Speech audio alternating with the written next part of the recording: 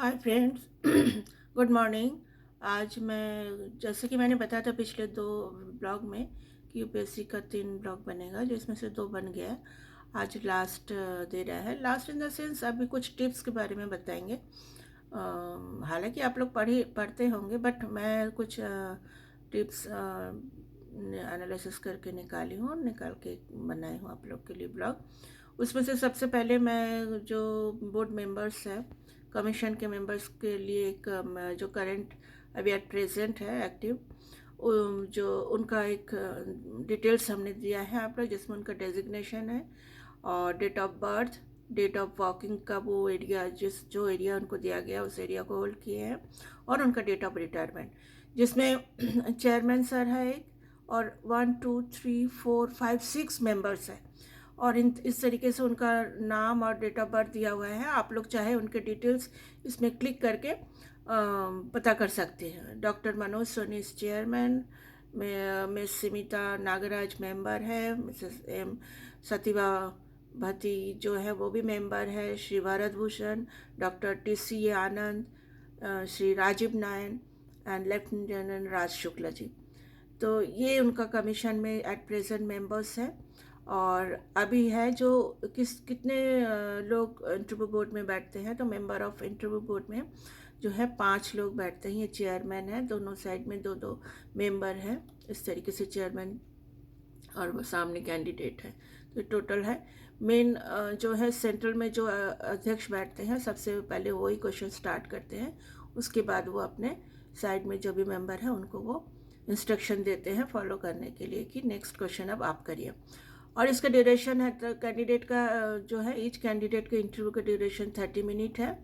अब देखिए साक्षात्कार में के लिए कुछ टिप्स हैं, और जैसे कितने लोग बैठते हैं, कौन कैसे क्या करते हैं, क्वेश्चन करते हैं, तो उसका थोड़ा सा मैंने ब्रीफ किया है। जैसे हमने अभी आप लोग को पहले ही बताया कि इंटरव्यू बोर्ड में 5 लोग का होता है। सेंट्रल में जो है चेयरमैन सर बैठते हैं, और वही पहले स्टार्ट करते क्वेश्चन करना, और उसके बाद अपने जो साइड में बैठे हुए जितने भी मेंबर हैं, सदस्य, उनको जारी रखने के लिए उनको मार्गदर्शित करते हैं।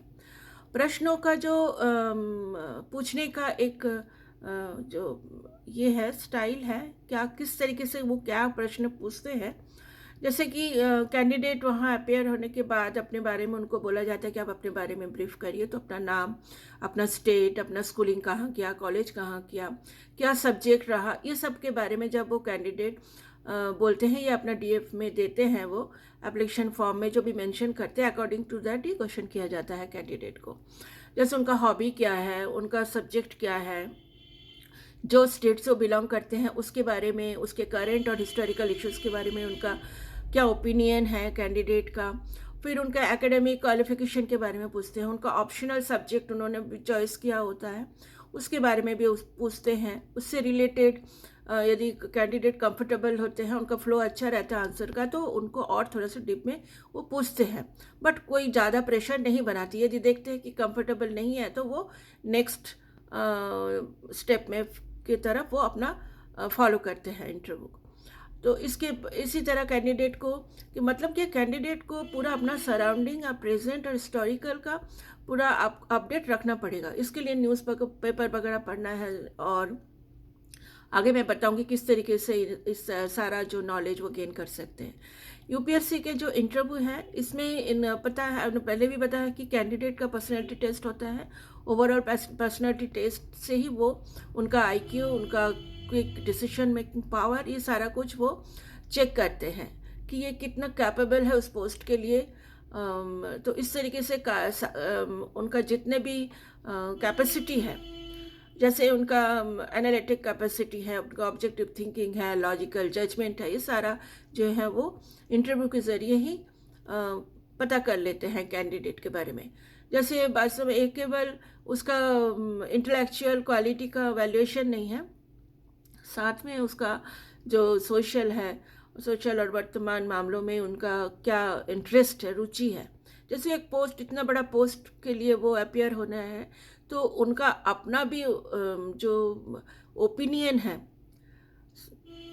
उसके बारे में वो उनसे बात करके पता कर लेते हैं। जैसे उनका मेंटल अलर्टनेस, उनका clear logical balance decision diversity, फिर सोशल प्रॉब्लम्स और लीडरशिप का क्वालिटी, इंटेलेक्चुअल एंड इंटरगेटी का कैपेसिटी, ये सारे कुछ जो क्वालिटी हैं वो इंटरव्यू के जरिए ही कैंडिडेट से पूछ के ही वो पता कर लेते कि ये कितना इस पोस्ट के लिए कैपेबल है। अच्छा, जैसे साक्षात्कार एक बहुत ज़्यादा टफ एग्ज़ाम नहीं है। हमने अभी बोला कि जो कैंडिडेट जो मेंशन करते हैं अपना डीएफ में, जो एप्लीकेशन फॉर्म में, उसी के अनुसार उनको क्वेश्चन किया जाता है, उसी से उनका मेंटल क्वालिटी जो है पता चल जाता है कि ये कितना कंफर्टेबल है, कितना नॉलेजेबल है, कितना अपडेट है अपना सराउंडिंग से, जिस स्टेट से बिलोंग करते हैं उससे, ना कि सिर्फ खाली ये एकेडमिक क्वालिफिकेशन ही उन्होंने हासिल किया है। इस तरीके से नहीं, सारा ओवरऑल उनका उनके पास इंफॉर्मेशन रहना चाहिए, और उनका सोच, उनका इंटरेस्ट, ये सब क्वालिटी जो है ये जो इंटरव्यू के ज़रिए ही ये पता कर लेते हैं। ये एक जो इंटरव्यू का जो प्रोसेस है ये थोड़ा लंबा प्रोसेस है, ये 2 महीने करीब चलता है। और इस तरीके से ये जो है यूपीएससी बोर्ड में जो पैनल में जो इंटरव्यू लेते हैं उनमें जो भी पार्टिसिपेंट्स हैं, जो भी मेंबर्स हैं ये सब एक्सपर्ट होते हैं अपने अपने एरिया में। कोई साइकोलॉजिस्ट होते हैं, एक्स ब्यूरोक्रेट्स, करंट ब्यूरोक्रेट्स ये रहते हैं, एक्सपर्ट्स रहते हैं, जिसमें आर्मी, डिफेंस के और नेवी के भी पर्सन्स होते हैं। और इसी के साथ पैनल में जो प्रोफेसर्स होते हैं विभिन्न यूनिवर्सिटी के एक्सपर्ट लोग, उनका एक चयन करने का प्रक्रिया होता है, उस प्रक्रिया के अंतर्गत ही चयन किया जाता है। जैसे इसमें हमने किसी कैंडिडेट का एक एक्सपीरियंस शेयर किया है, मैंने कैंडिडेट का नाम इसमें मेंशन नहीं किया है। तो इसमें जैसे उनसे पूछा गया कि किस तरीके से आप फेस करते, बोले देखिए बहुत टफ नहीं है, वही है कि जैसे हमने अभी बोला कि अपने डीएफ में जो आप डिटेल एप्लीकेशन फॉर्म में जो मेंशन करते हैं अकॉर्डिंग टू दैट ही आपको क्वेश्चन किया जाता है। वो पहले पढ़ते हैं, फिर उनसे पूछते हैं, आपने पढ़ा होगा, देखा होगा कि वो जो बोर्ड मेंबर है कैंडिडेट से पूछते हैं आपने तो ये मेंशन किया, ऐसा क्यों, वैसा क्यों, आपका इतना गैप क्यों हो गया, ये इसी में ही आप क्यों अपियर होना चाहते हैं, इस आप अच्छा खासा नौकरी, कोई बोलते मैं सिविल इंजीनियर हूँ या मैकेनिकल इंजीनियर हूँ या ऑलरेडी रेलवे में मैं सर्विस हूँ या सिलेक्टेड हूँ, अच्छा पोस्ट है, सब है, उसके बावजूद भी जो ये सारा कुछ डिटेल्स कैंडिडेट अपना डीएफ में मेंशन किया होता है, अकॉर्डिंग टू दैट ही उनसे क्वेश्चन किया जाता है। इसके लिए वो जो भी सुटेबल आंसर देते हैं वो सेटिस्फैक्ट्री होता है तो वो आगे की तरफ बढ़ते, नहीं तो दूसरे क्वेश्चन की तरफ चले जाते हैं। जैसे कुछ क्वेश्चन जो है, यदि कैंडिडेट, जैसे हमने अभी बोला पहले, कि कंफर्टेबल होने से उनको क्वेश्चन किया जाता है और डिटेल में क्वेश्चन किया जाता है, और यदि कंफर्टेबल नहीं है तो फिर इसको पास ऑन कर दिया जाता है सेकंड मेंबर की तरफ कि आप इससे क्वेश्चन करो। कोई इसमें प्रेशर नहीं बनाते, कंफ्यूज क्वेश्चन तो ट्रिकी रहता है, कंफ्यूजिंग रहता है, बट आपको एम्बैरेंस फील नहीं कराते कि आप क्वेश्चन में मतलब इंटरव्यू देने लायक ही नहीं रहो, ऐसा कुछ नहीं करते। उनका मकसद ऐसा नहीं होता है, उनका मकसद होता है कि आपका नॉलेज टेस्ट करना, ठीक है, आपको परेशान करना नहीं होता है, आपका नॉलेज टेस्ट करना ही मकसद होता है। देखिए अब मैं टिप्स और यूपीएससी का जो टेस्ट है पर्सनालिटी टेस्ट, उसके बारे में कुछ टिप्स है। इसमें जो है इसका कोई वैसे बोला है ना कि कोई मेथड नहीं है कि फॉर्मूला कि अकॉर्डिंग टू ऐसा ही क्वेश्चन किया जाता है। हम यही बोले ना कि आप कितना अपना जहाँ से भी बिलोंग करते हो, जो भी डिटेल्स दे रखा है उसका आपके पास कितना अपडेट नॉलेज है, इसका टेस्ट वो करते हैं। जैसे कुछ बेसिक टिप्स है कि आपको देखिए, यदि आपको कोई क्वेश्चन किया है इंटरव्यू बोर्ड से मेंबर ने, यदि आप उसका आंसर आपको नहीं है पता, तो आप डोंट हेजिटेट और उसको समय बर्बाद ना करते हुए आप बोल दीजिए हाँ मुझे ये पता है या नहीं पता है, और बहुत अच्छे से इसका मतलब कॉन्फिडेंटली इसका रिप्लाई करिए कि ज़रूरी नहीं सबको सब कुछ पता हो, या आप जितना प्रिपरेशन किया वो उतना सपोर्ट उस समय आपको नहीं भी कर सकता है। तो उस तरीके से आपको हेजिटेट नहीं करना है या चुप होकर बैठ नहीं जाना है, या ऐसा प्रिटेंड नहीं करना कि मेरे को पता है पर मेरे को याद नहीं, इस तरीके का कोई भी फॉल्स इमेज उनके सामने नहीं रखना है। जो एक्चुअल है नहीं पता तो नो, मेरे को आई डोंट नो सर, तो इस तरीके से बोल सर या मैडम जो है आपको बोल देना है, ठीक है। ज़रूरी नहीं सबको सब कुछ पता है। फिर जो भी है कि try to read as much as can, जब बोले ना अब आप नॉलेज गेन करने के लिए आप न्यूज़पेपर है सुनना है, फिर जो भी आपने हॉबीज़ वगैरह दे रखा है उसकी एक्टिविटीज़ के बारे में दे रखा है, ये सब कुछ के बारे में आपको भी अच्छे से बोलने का प्रैक्टिस खुद ही, एक रिहर्सल टाइप का नहीं होता है, उस टाइप से आप कर सकते हैं। फिर आप ये मत भूलिए कि जो रेलेवेंट जितना भी इंफॉर्मेशन है वो आप अपना घर से, अपना स्टेट से, अपना सिटी से ही उसका आंसर आपको मिल सकता है कि आप जहाँ से बिलोंग करते हैं उस सिटी के बारे में, उस प्रदेश के बारे में, उस प्रदेश के पहले भी जान, वैसे हमने बोला है क्वेश्चन, प्रदेश का कल्चर के बारे में, खान पान, उनका वेशभूषा, उनका पहले क्या था, अभी कितना डेवलपमेंट हुआ और आप कितना डेवलपमेंट चाहते हैं अकॉर्डिंग टू यू। मतलब इससे है कि आप उस जगह के बारे में कितना आपका सोच है, क्या सोच है अभी भी और आगे भी, ठीक है। फिर है जैसे check out the history, economy and the other things, वही हमने बोला कि आप अपने जहाँ से भी बिलोंग करते हैं, जो आप डीएफ में दे रखा है उसके बारे में, उसके सारे हिस्ट्री, इकोनॉमी, कि वहाँ यदि डेवलपमेंट नहीं हुआ तो क्यों नहीं हुआ, कब से नहीं हुआ, आपको यदि इस तरीके का दे दिया जाए तो आप किस तरीके का इसमें डेवलपमेंट चाहते हैं, तो सारा क्वेश्चन इस तरीके से पूछा जाता है।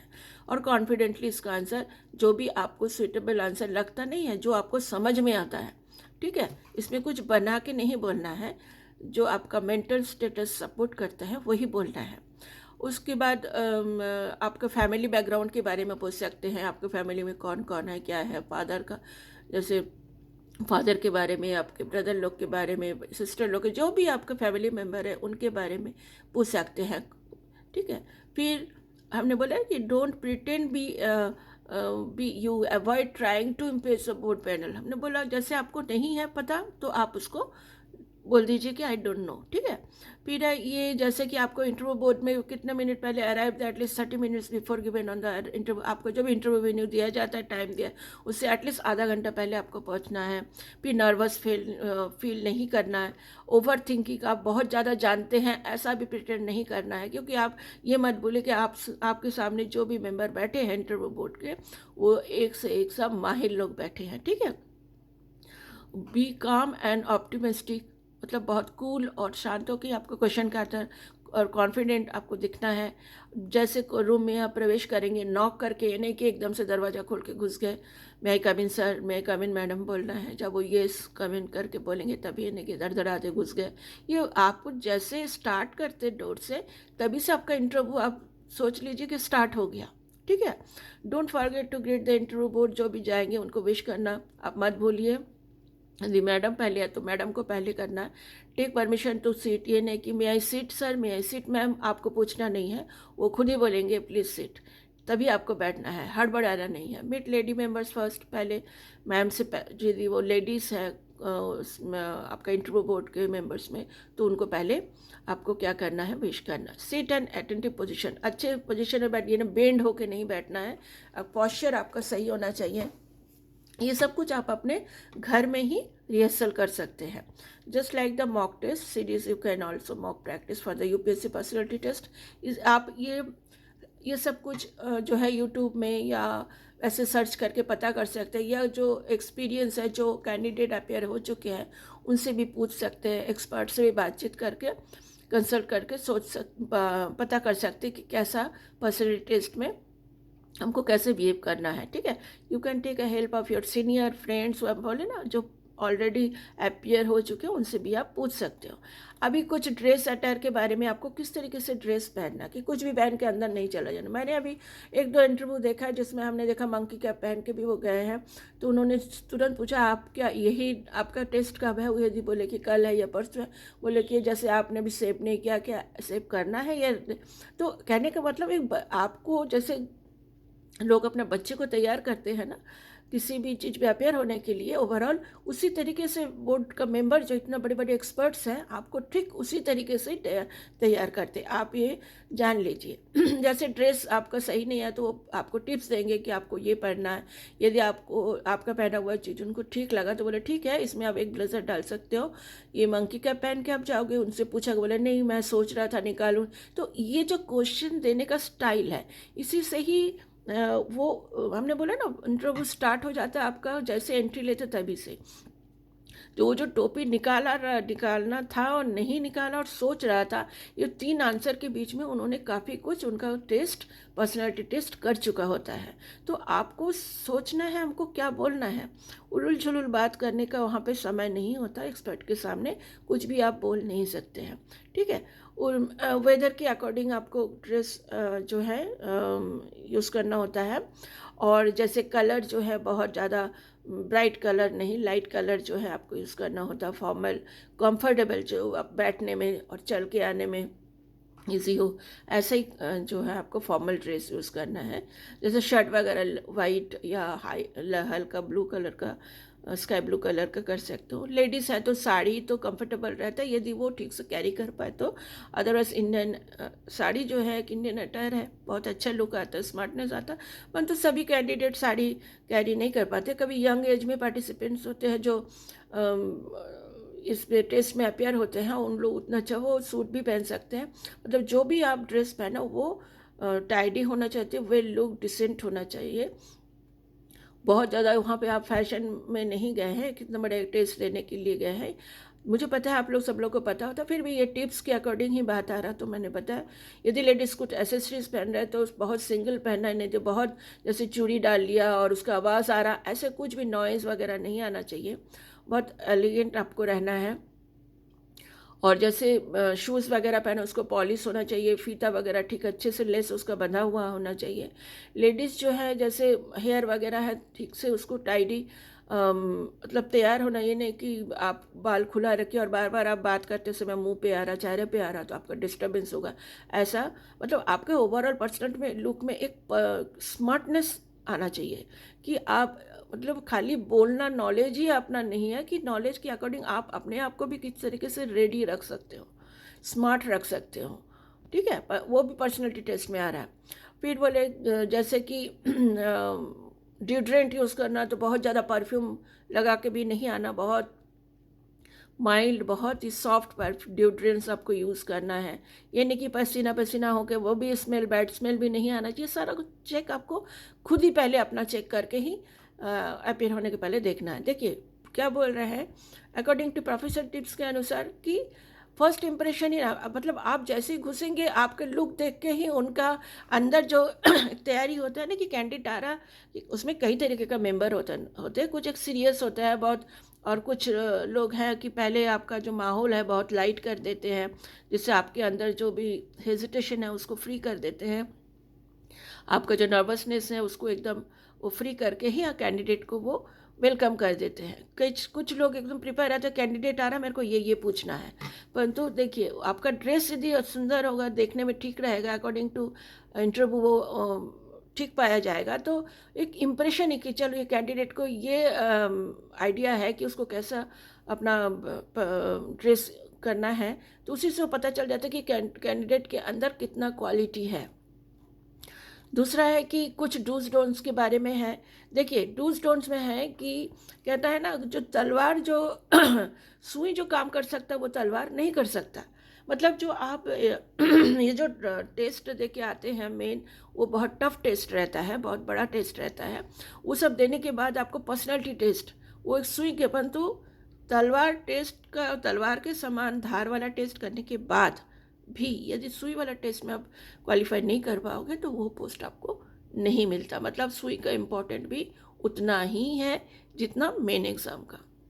मतलब आपका पर्सनैलिटी टेस्ट जो है उतना ही इम्पॉर्टेंट है जितना मेन एग्ज़ाम।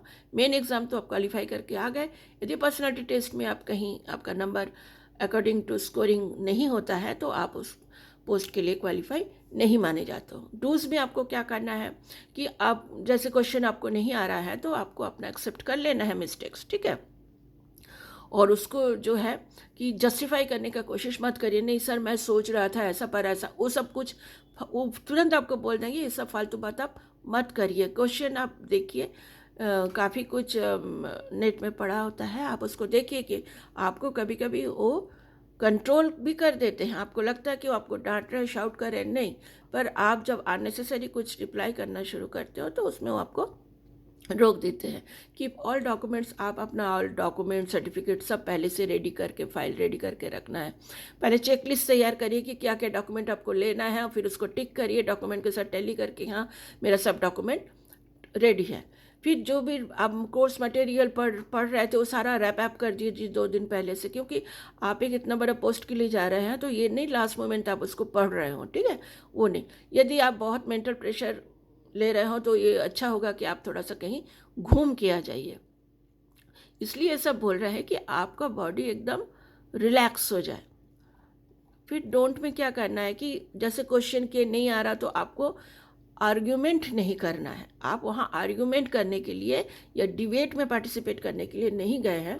आप अपना पर्सनैलिटी टेस्ट, आप इसको मत भूलिए। हाँ, यदि आपको कंफ्यूज कर रहे हैं और आपको सूटेबल आंसर और पता है, आपको पता है कि यही एक्चुअल आंसर है, तब आप ज़रूर बोलना है। पर ऐसा प्रिटेंड नहीं करना है कि आपको उनसे भी ज़्यादा बहुत कुछ आता है, ठीक है। डोंट ईट मच, मतलब कुछ ऐसा नहीं कि कई लोग है ना, हैबिट होता है च्युइंगम मुंह में रख रहा और इलायची मुंह में रखना, और देखिए मुंह में कुछ होगा अननोइंगली वो जो है आपका टंग चलता ही रहेगा, तो माइंड जो है डिवाइड हो जाएगा कि एक टंग चलाने में और एक को आपको आंसर देने की सपोर्ट करने में। तो ऐसा कुछ मुंह में रख के मत जाइए, ठीक है। डोंट चेंज योर पर्सपेक्टिव, मतलब जिस क्वेश्चन के या जो भी आंसर के लिए आप फोकस्ड है कि वही यही आंसर मेरे को देना है, ये मेरे अनुसार ठीक लग रहा है, तो उसमें आप स्टिक रहिए। आप उसको चेंज करने के लिए कोशिश मत करिए।